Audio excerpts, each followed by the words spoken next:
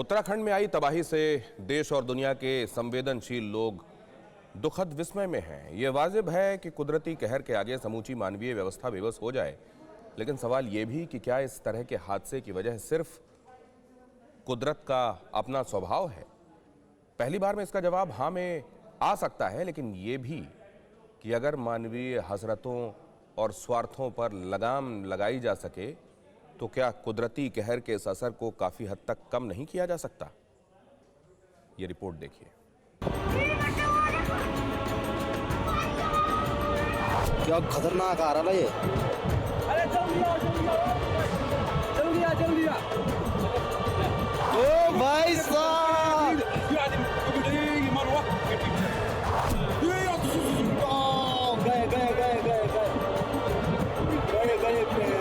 ये आवाज डराती है, ये शोर खौफजदा करता है, ये तबाही सोचने पर मजबूर करती है। क्या खतरनाक आ रहा है ये। अरे जल्दी आ। कुदरत जब कहर ढाती है तो ऐसा मंजर होता है, कयामत जब आती है तो ऐसे आती है। ये मंजर क्यों आया, कैसे आया, ये तो साफ हो चुका है, लेकिन क्या इसकी जिम्मेदारी सिर्फ कुदरत को ही ठहराया जाना मुनासिब होगा, ये सवाल बाकी है।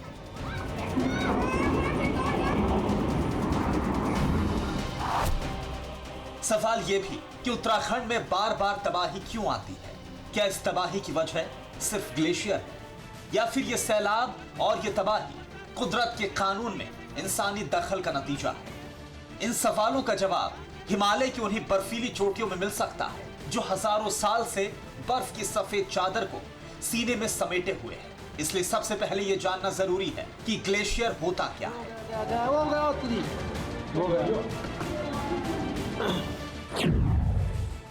ग्लेशियर वास्तव में बर्फ की विशाल मात्रा होती है जो जमीन पर धीरे धीरे बहती है।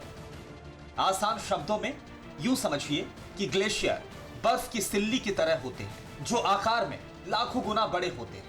सदियों तक लगातार बर्फ गिरते रहने और बर्फ के जमा होने की वजह से ग्लेशियर बनते हैं। धरती के 24% हिस्से पर ग्लेशियर मौजूद हैं। पृथ्वी पर 2 लाख से ज्यादा ग्लेशियर है, जो कि 75% साफ पानी का एक बड़ा जरिया है। इन्हीं ग्लेशियर्स में से दुनिया भर की सभी बड़ी नदियां भी निकलती हैं। हिमालय में भी हजारों ग्लेशियर है, जिनमें से एक गंगोत्री ग्लेशियर भी शामिल है। ये तस्वीरें गंगोत्री ग्लेशियर की हैं। यहीं से हिंदुस्तान की सबसे पवित्र और पूजनीय नदी गंगा निकलती है। गंगोत्री ग्लेशियर हिमालय के सबसे बड़े ग्लेशियरों में से एक है।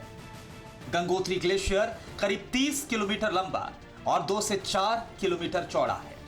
गंगोत्री के अलावा उत्तराखंड में कफनी, कल्बालैंड, केदार बामक ग्लेशियर, मेला ग्लेशियर, नामिक, पिंडारी, पंचचूली, सतोपंथ जैसे कई बड़े ग्लेशियर हैं। सवाल यह है कि ग्लेशियर क्यों टूटते हैं, इसे ग्राफिक्स के जरिए समझना होगा।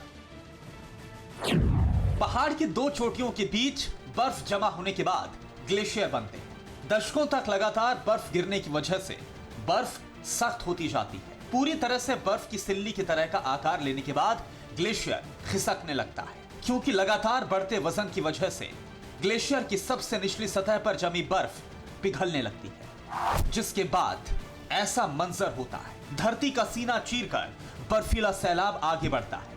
जोशीमठ के करीब भी ऐसा ही हुआ। लगातार बर्फबारी के बाद ग्लेशियर खिसकने के बाद धौली गंगा नदी में गिरा, जिसके बाद नदी ने रौद्र रूप ले लिया।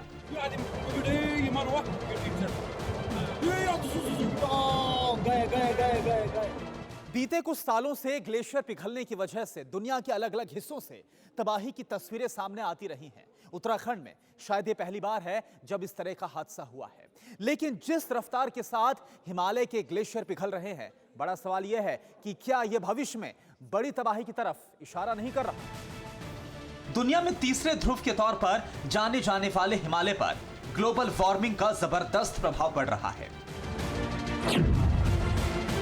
एक रिपोर्ट के मुताबिक हिमालय में करीब 90% ग्लेशियर पिघल रहे हैं। इनकी पिघलने की रफ्तार अलग अलग है। ग्लेशियरों से सीधा खतरा तो नहीं है, लेकिन ग्लेशियर फीड लेक से खतरा जरूर है। हिंदुकुश हिमालय का इलाका 3500 किलोमीटर तक फैला हुआ है। ये पहाड़ अफगानिस्तान, बांग्लादेश, भूटान, चीन, भारत, म्यांमार, नेपाल और पाकिस्तान में फैले हुए हैं। हिमालय के ग्लेशियर बदलते मौसम के लिहाज से काफी संवेदनशील हैं। 1970 से लगातार इस इलाके में मौजूद ग्लेशियर पर ग्लोबल वार्मिंग के असर को लगातार रिकॉर्ड किया जा रहा है। बड़ा सवाल यह है कि चमोली की घटना क्या जलवायु परिवर्तन के सीधे असर के तौर पर देखी जा सकती है? ग्लोबल वार्मिंग का असर कितना ज्यादा है, इसका अंदाजा इसी से लगाया जा सकता है कि अगर दुनिया के तापमान में बढ़ोतरी को 1.5 डिग्री सेल्सियस से कम पर काबू कर लिया गया तो भी हिंदू कुश हिमालय क्षेत्र में यह कम से कम 1.8 डिग्री सेल्सियस होगा। साइंस एडवांसेस की एक स्टडी के मुताबिक हिमालय के ग्लेशियरों पर ग्लोबल वार्मिंग के असर पर स्टडी के मुताबिक साल 2000 से 2016 के बीच हर साल ग्लेशियरों के औसतन 800 करोड़ टन बर्फ पिघल रही है। इससे पहले के 25 सालों यानी 1975 से 2000 तक हर साल औसतन 400 करोड़ टन बर्फ पिघलती रही, लेकिन इसके बाद के 16 सालों में ग्लेशियरों की पिघलने की रफ्तार दोगुनी हो चुकी है। 40 साल में हिमालय के बड़े इलाके की 1/4 बर्फ पिघल चुकी है। परवाह देश की, सोमवार से शुक्रवार रात 10 बजे TV9 भारतवर्ष पर।